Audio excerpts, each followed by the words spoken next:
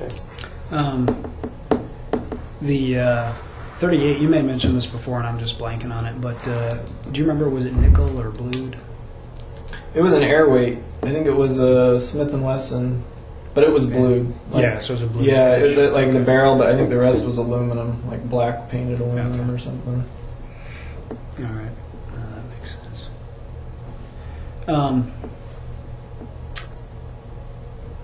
Going back to the Curriers, did you leave the bottles in the bags, the Drano bottles in the bags?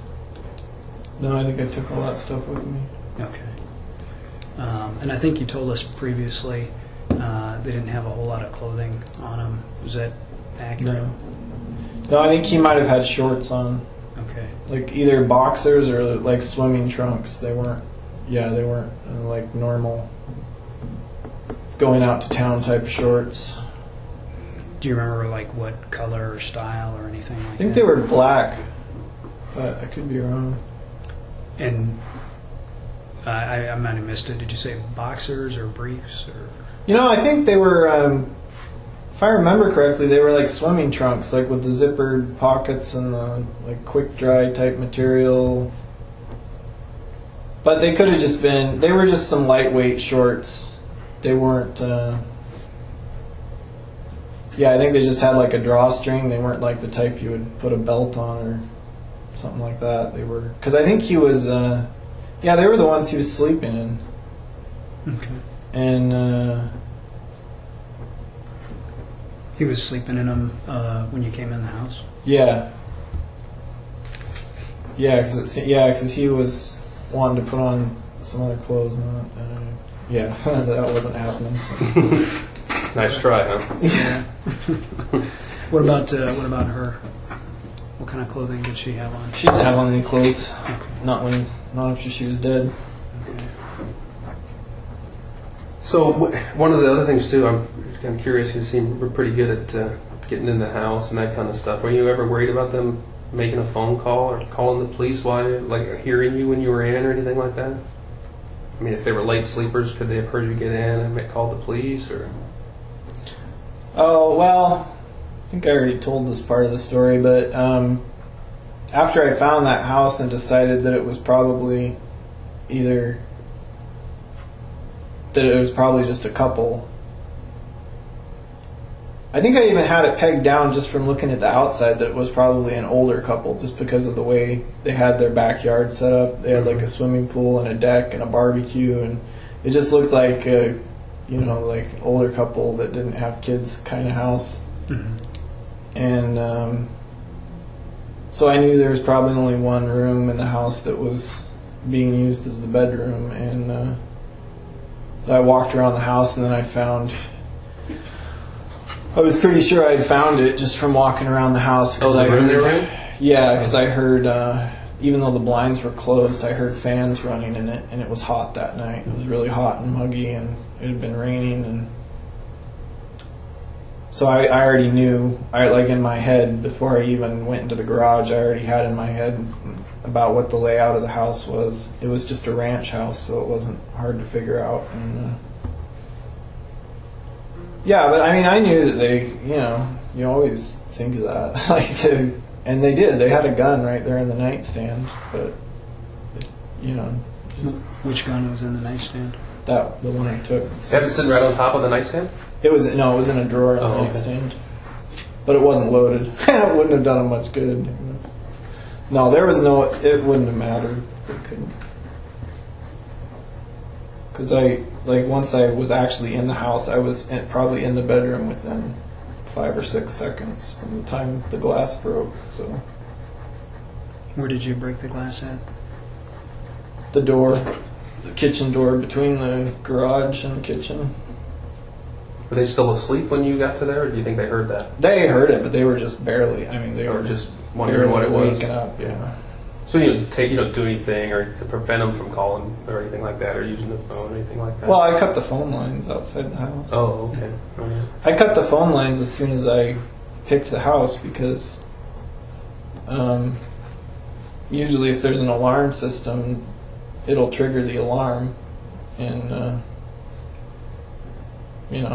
Oh, I see. So you could watch and see. If Right. So I So cut quite the a while phone ago. lines, and like I said, the neighbor next door, he was still up. He kept coming out and smoking, so I knew I wasn't gonna break in until.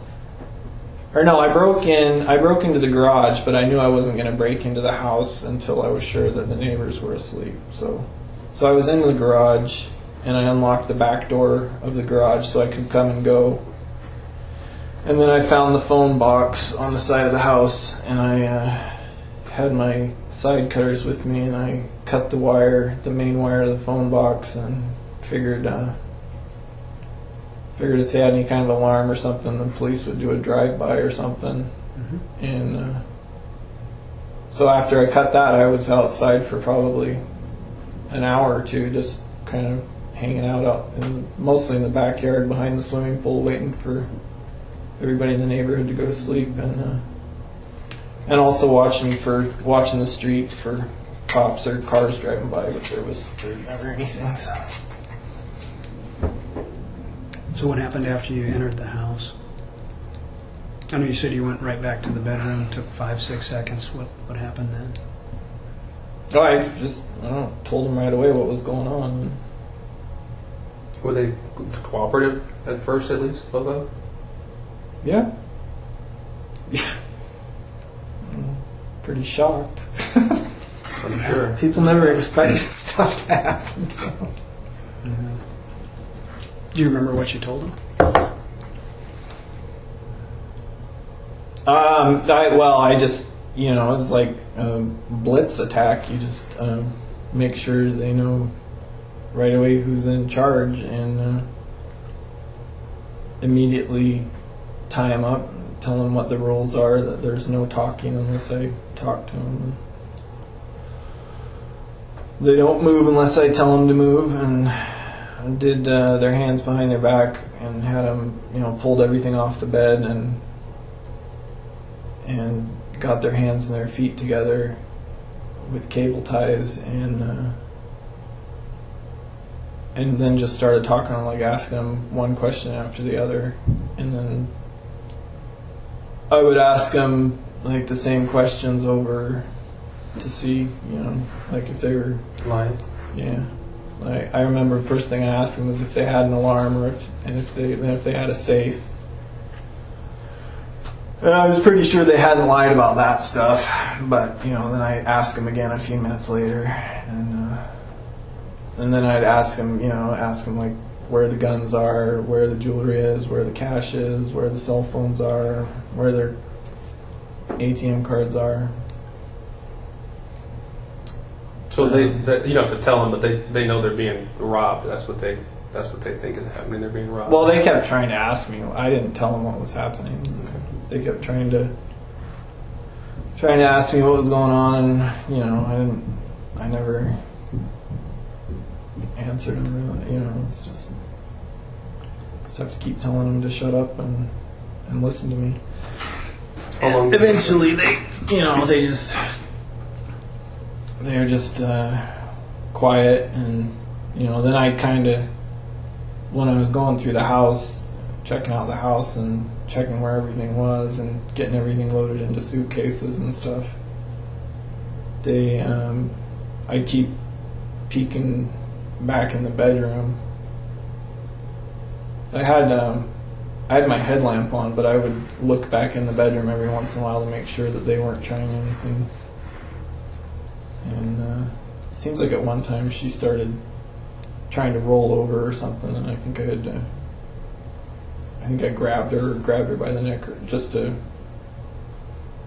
Yeah, that's what it was, because they weren't taking me they weren't taking the situation seriously enough, I guess, and that was a problem throughout the night that I was having. So, which it surprised me. That they didn't take you seriously? Yeah, that they didn't take me seriously. Why do you think that was? Well, I don't know. Look, 20/20 hindsight's probably because they didn't even know that I had a gun. I told them I had a gun, but they never saw me. Mm-hmm. It's like anytime I was in the room, there were never any lights on, and so just your headlamp. Right. So I mean, if you look at someone with a headlamp on, you can't tell what they have in their hands. And, Sure. plus, they were. I think they were just kind of in awe that it was happening. Like they couldn't believe it, and they kept, like wanting an explanation as to why it was happening. So yeah, But yeah, she tried. It seemed like she tried to roll over. She was talking to him. She was like I could tell they were trying to make a plan and figure out what to do. And I like jumped up over on the bed and grabbed her by the neck and shoved her head down into the pillow and just told her I was, even when they didn't think I was watching, I might be watching, and no matter what they tried to do or what they said, it was only going to piss me off. It wasn't going to change anything for them. So after that, they stayed quiet for quite a while and didn't do anything. And then the next time I started having trouble with them was when I got them in the car. How long were you at the house there, do you think? How long were they bound at the house? I doubt I was in the house for more than 15 minutes. Mm-hmm. Do you remember about when you went into the house? No, I don't. I don't.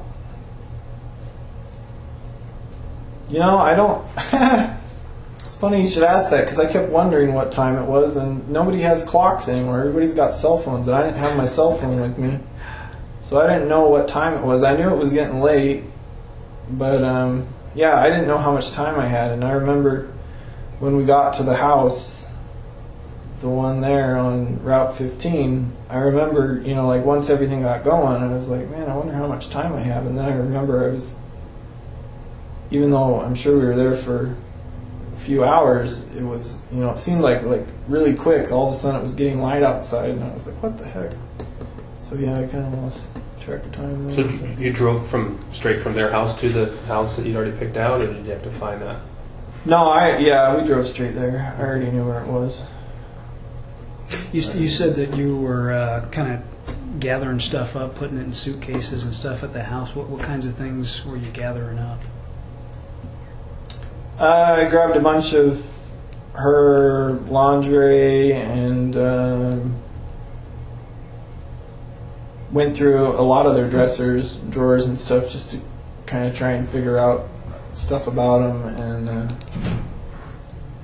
grabbed everything. All their financial stuff was in her wallet, and I think I grabbed her purse and emptied out all their jewelry. Their wedding rings were sitting on the coffee table. I think I just threw all the jewelry. I didn't really look at the jewelry when I was in the house, but then when I looked at the jewelry later at the motel, most of it was so bad, I just tossed it. I just threw it out with the rest of the stuff. I think there were a few things I held on to. But where did you throw the stuff out at? Almost everything went into that dumpster, the motel I stayed at. Okay. I forget what I'm sure you guys have that. I think you told us time before, that there was some stuff in the suitcase and you burned it. Yeah. At the campground. I want to say you said it was in New Hampshire. Does that Yeah. sound right? Yeah. Do you remember the name of the campground or where No. it was at, anything like that? I could probably find it on a map, but it would probably take a while. And you burned it in a campsite there, yeah. It wasn't even in a campsite. It was out in the boondocks in the woods. So, Okay. I mean, yeah, you could find it, but I didn't stick around for the fire. I just lit it on fire and walked away. And You use an accelerant? yeah, I used diesel. Mm-hmm. And everything was soaking wet. It had been raining nonstop, and so I remember I went into the woods. It was like in a national forest area, and built a pretty big pile of wet wood and stuff, because I knew the stuff wasn't going to burn very well, and just lit it with the diesel. I only stuck around long enough to make sure that it actually caught on fire, and then I took off. How much diesel did you put on it? I think I had about like a half-gallon bottle. Well, no, I had more than that. I had about a gallon of diesel because I saved half of it. I was going to drive by where I left the car and just torch it that night if the cops hadn't found it, but it was already gone. So I think I used the diesel in New York. I didn't end up using it in the car, obviously. What'd you use it in New York for? I don't remember. Just like starting campfires or something. So you drove them. You were only in their house about 15 minutes. Drove straight to the house out there in the country, and we know that from our past conversations that you had him downstairs. Yeah. What, he wasn't bound or anything? You just Yeah, he come was. Oh, he wasn't. I thought you had some struggles with him. Yeah. Did he get himself unbound? Yeah. Okay, all right. And then you had her on a different level of the house. Yeah. Upstairs. How did you have him bound? I know you said zip ties, but where were his hands? Were they in front or behind? Or They were behind.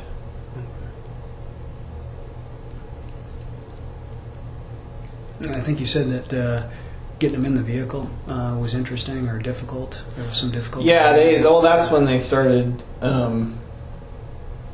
That was the first time they got a look at me, and because the dome light came on, I guess, and they were both checking me out, like trying to figure out what was going on. Yeah, and so they were. So then after they saw my, I mean I had a mask on, but I had a mask and the hood of my jacket on, but they would.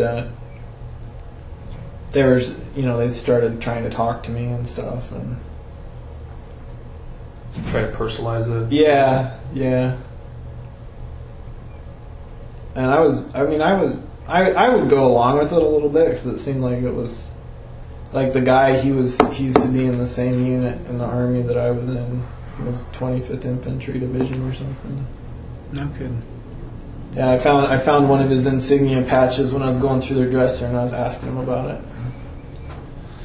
Anyway, yeah, I was just bullshitting them, and they were, they of course wanted to know why we were leaving in the car. What'd you tell them? No, I just told them it was a kidnap for ransom setup, and that there were other people involved in it. So, did you take the laundry, clothing, and stuff to make it look like maybe they had gone on a trip? Is that part of the reason? Well, I was thinking that might. I wasn't really thinking. That was part of my thinking, but I wasn't doing it for that reason really, because I knew that with the broken window and the cut phone lines, the police would know that it was pretty unlikely that someone would do that, make it look like they got kidnapped and disappear. So the main reason I took the suitcases was because I only had a small backpack with me, and I wanted to keep all of their stuff separate from my stuff. I had a lot of stuff in the backpack that I had with me, and so everything I took from their house, I wanted to keep separate so I could go through it later, and yeah. What kind of stuff do you have in your backpack? I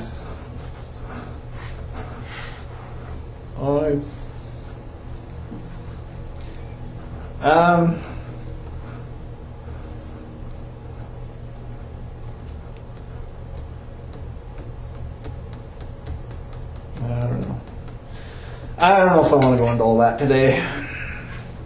All right, this is your call. Would a cigar help? Kimberly's car getting back would help. Well, we're working on that. I mean, we're halfway there, considering that we got. No, that's great. We're making progress. I know. It's a long time to go without your car, though. If you think about it, I understand that. I was just feeling bad for her. I was like, man, this is going. It's easy for me because I just sit in a cell, but like 2 months to not have your car, that sucks. It does, and especially in a town like Anchorage. We're making that point to folks, and I think that plus the other stuff helped. But they kept, they're coming back with another thing. Say, we got to know that the cooperation's continuing and blah, blah, blah. So Yeah. that's kind of what we're hoping we can continue to show them here today. Is, Yeah, that's good. I mean,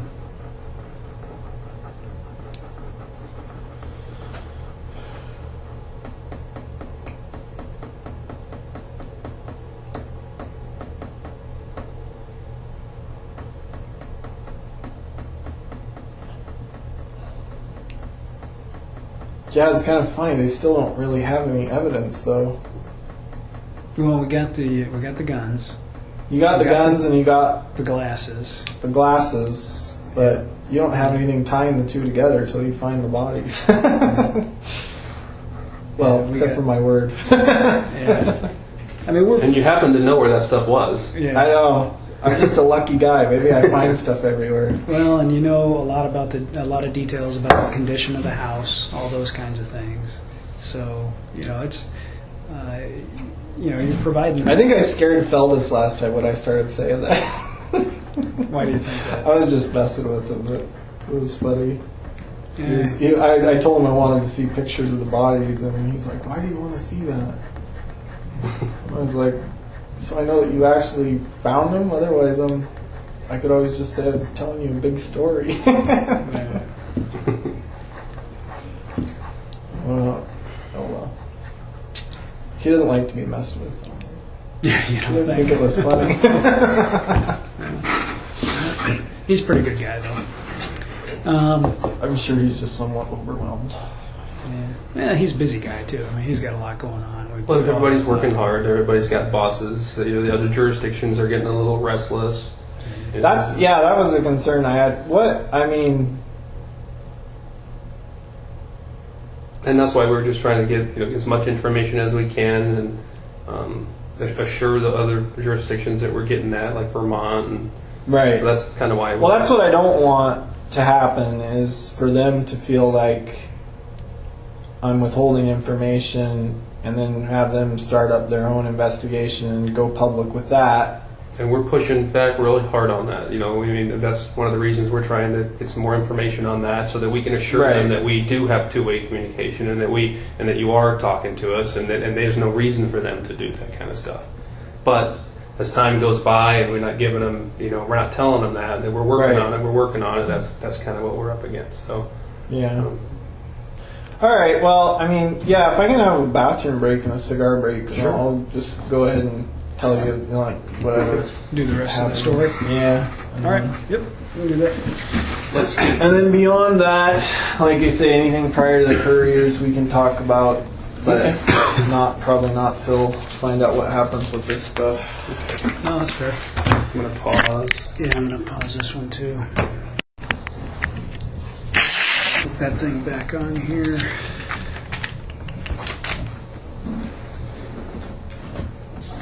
And we just come back after a smoke break, bathroom break. And I think, I just want to let you know, I do think this is going to help us chill Vermont and keep them on board with All right. the main plan. Well, I'm counting on it. Yep. So we pretty much went through, I think what happened at the house, Right. and then getting the car, and then to the house on Route 15. Yeah, there was one thing. They probably won't find anything on it, but there was a crowbar that was hanging in their garage. That's what I used to break the window on the door to the kitchen.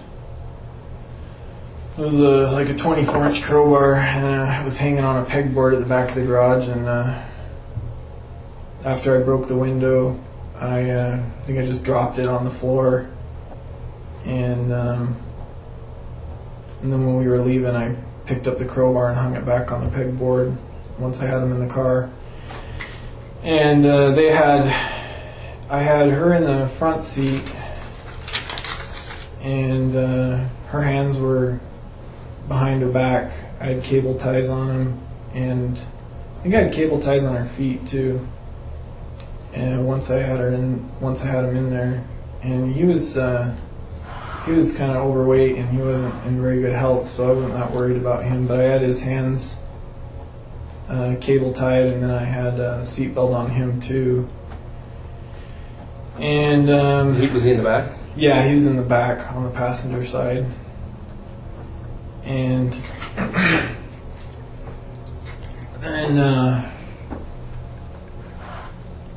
like I say, they were wondering what was going on. So I don't know. I guess I just told them a story that I thought was somewhat believable, so they wouldn't freak out on the way out there. Told them I was taking them to a drop house, and there were other people that were going to meet us there, and they were convinced that I had the wrong people, and that they didn't. I think they thought it was a case of mistaken identity or something. And they thought that they were, because I was asking them about drugs too when I was in the house, and took all their prescription. There was like some Percocets and Vicodin and stuff like that, but there weren't any illegal drugs that I found. And so I had all that stuff in the suitcase. So I think they thought that it was related to something to that, and so we were driving out to the house, and she started talking about, I should start screaming, or I should start doing something. And I told her, I said, you're just going to piss me off because there's nobody around to help you. It was probably about 1 or 2 a.m. at that time. And That's about when you left the house, you think? 1 or 2 a.m.? yeah, I think so.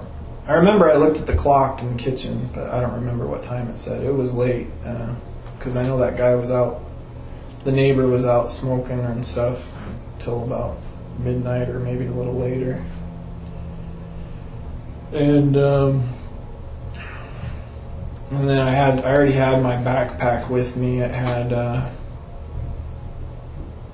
bunch of stuff in it. I had like a propane burner, camp stove thing, and a pan for boiling water, and had a few like water bottles, Perrier bottles that had water in them, and had a coil, like a 50-foot coil of nylon rope, duct tape, latex gloves, I guess you'd call it a rape kit. That's what it mostly was, and